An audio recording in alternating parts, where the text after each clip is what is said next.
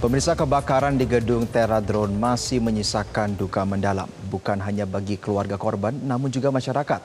Tragedi ini menjadi bukti mirisnya standar keamanan gedung yang bahkan sampai menelan korban jiwa ketika terjadi kecelakaan atau kebakaran. Lalu bagaimana standar keamanan yang seharusnya dimiliki gedung bertingkat? Berikut telusur kasus utamakan keamanan cegah kebakaran gedung oleh jurnalis Metro TV Reda Pulpi dan juru kamera Venus Aksa selengkapnya untuk Anda.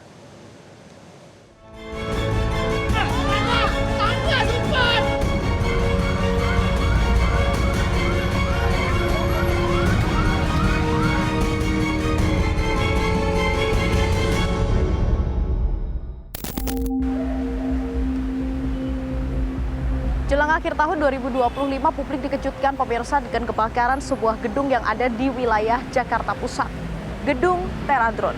Kebakaran ini menjadi salah satu bukti bahwa fasilitas keamanan gedung ternyata masih hanya menjadi sebuah formalitas belaka. Lalu bagaimana hal ini bisa terjadi dan bagaimana sebenarnya standar keamanan yang harus dimiliki oleh sebuah gedung, apalagi gedung yang memiliki tingkat lebih dari 2 lantai? Ikuti penelusuran kami. Selasa 9 Desember 2025 siang, masyarakat Jakarta dikejutkan oleh kebakaran sebuah gedung di kawasan Jakarta Pusat. Gedung Teradron dilalap si jago merah dan mengakibatkan 22 orang meninggal dunia. Korban tewas terjebak di gedung 6 lantai ini karena dipenuhi asap dari lantai bawah serta jalur evakuasi yang minim. Kalau menurut keterangan polisi, pemirsa, ada sejumlah pelanggaran dari gedung Teradron sehingga banyak yang meninggal dunia saat terjadi kebakaran. Mulai dari tidak ada pintu darurat, sensor asap, jalur evakuasi, sampai sistem proteksi kebakaran. Kemudian baterai genset ini yang memiliki potensi panas semuanya disimpan dalam satu area yang sama. Selain itu di lantai 2 dan 6 tertutup oleh kaca, sulit untuk dibuka dan juga tidak memiliki benda untuk memecahkan kaca tersebut. Dan tak hanya itu, ternyata alarm kebakaran ini juga tidak berfungsi. Nah, kemudian kita coba lihat, ini adalah denah dari gedung Teradron, ada 7 lantai, ini termasuk rooftopnya. Di lantai 1 ini adalah tempat di mana baterai-baterai drone, ini baik baterai lama, baterai baru maupun baterai yang rusak, ini disimpan dalam satu ruang yang sama dan disinilah api pertama kali muncul. Kemudian di lantai kedua, ini merupakan gudang servis di mana ada 1 orang tewas. Di lantai ketiga ini merupakan ruang kerja karyawan, paling banyak ada 11 orang tewas.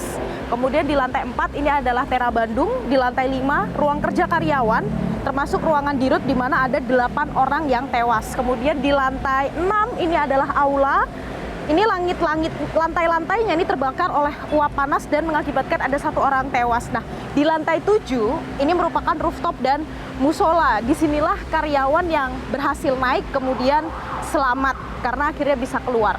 Nah, yang menjadi pertanyaannya pemirsa, sebenarnya seperti apa standar yang harus dimiliki oleh gedung-gedung bertingkat, terutama lebih dari 2 lantai, agar ketika terjadi kebakaran ini bisa meningkatkan potensi orang yang terjebak ini selamat.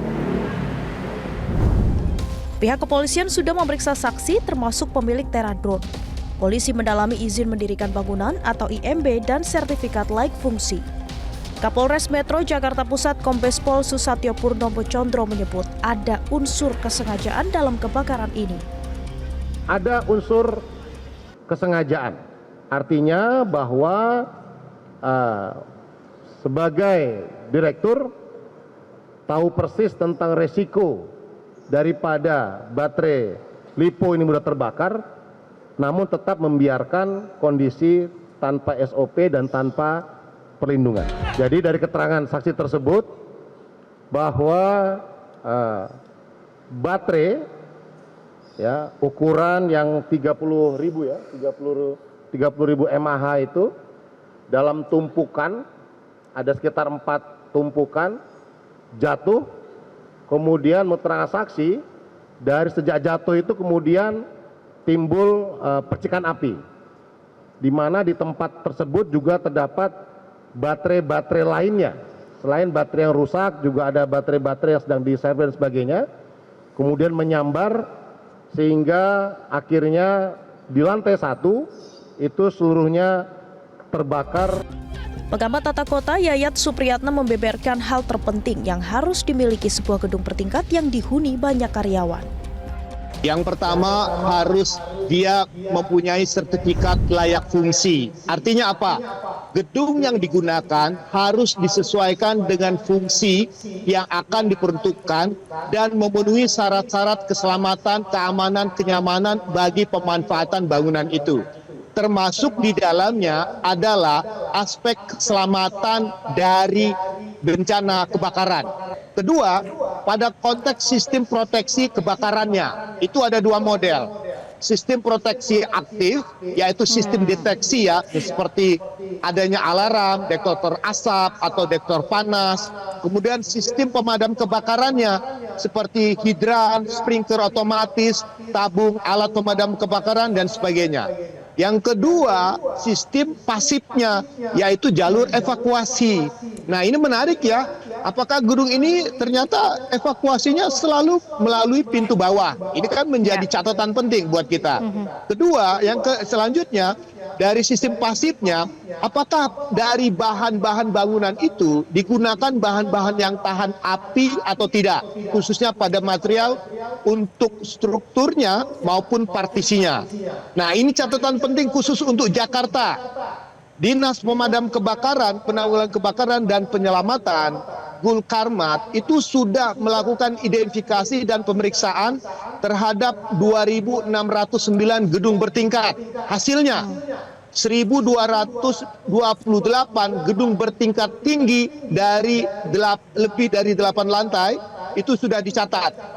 Dan 1.381 gedung bertingkat yang di bawah 8 lantai. Tetapi yang paling penting adalah ada 694 gedung yang belum memenuhi syarat proteksi kebakaran. Jadi ini catatan penting ya, 694 gedung belum memenuhi proteksi sistem kebakaran.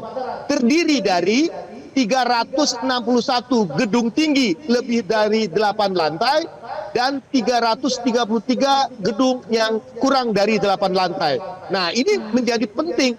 Mengapa terjadi kelalaian? Nah, kita akan tanya, apa penyebabnya? Contoh satu, misalnya Pak Gubernur hari ini mengatakan bahwa gedung yang sekarang ini yang terbakar adalah bangunan gedung tumbuh. Artinya gedung yang berbeda dengan kiri kanannya, sehingga bisa dikatakan pada saat pemanfaatan bangunan itu perlu dicek dari dinas citatanya, dinas pemadam kebakaran, atau dinas bangunannya, apakah punya sertifikat layak fungsi terkait kebakaran atau tidak. Usai kejadian ini, Gubernur DKI Jakarta Pramono Anung akan memperbaiki peraturan gubernur mengenai standar kelayakan bangunan di Jakarta. Dari 3.500 gedung di Jakarta yang diperiksa sertifikat layak fungsinya, ada 10 gedung yang diberi peringatan keras atau SP1 lantaran tak memiliki perizinan dan memenuhi persyaratan. Ia berjanji akan memperbaiki Pergub agar Satpol PP juga bisa menertibkan bangunan yang tak memenuhi syarat. Data per Januari 2025 saja, terdapat 694 gedung yang belum memenuhi syarat keselamatan kebakaran. Sebuah bangunan seharusnya memiliki sistem proteksi baik pasif maupun aktif. Kalau pasif, ini seperti perlindungan bangunan terhadap kebakaran lewat sistem termal bahan bangunan, kemudian penerapan sistem kompartemenisasi dalam bangunan dan juga persyaratan ketahanan api dalam struktur bangunan. Nah, tujuannya apa? Ini untuk melindungi bangunan dari keruntuhan serentak, kemudian memberikan waktu bagi penghuni bangunan untuk menyelamatkan diri jika ada kebakaran, bahkan sampai ini demi keselamatan dari petugas pemadam kebakaran. Tapi bukan hanya proteksi pasif, proteksi aktif pun ini juga wajib dimiliki oleh setiap bangunan. Ini seperti sistem pendeteksi kebakaran baik manual maupun otomatis, kemudian memiliki sprinkler, pipa tegak, selang kebakaran, apar, sampai ruang pengendali operasi. Banyak gedung tinggi di Jakarta, namun tak semua dilengkapi standar keamanan, terutama jika terjadi kebakaran. Jangan sampai duka Terra Drone kembali terulang. Jadi setiap gedung pemirsa wajib memiliki standar keamanan yang kalau terjadi kebakaran jangan sampai banyak korban jiwa. Dari Jakarta, Tim Liputan, Metro TV. Download Metro TV Extend sekarang.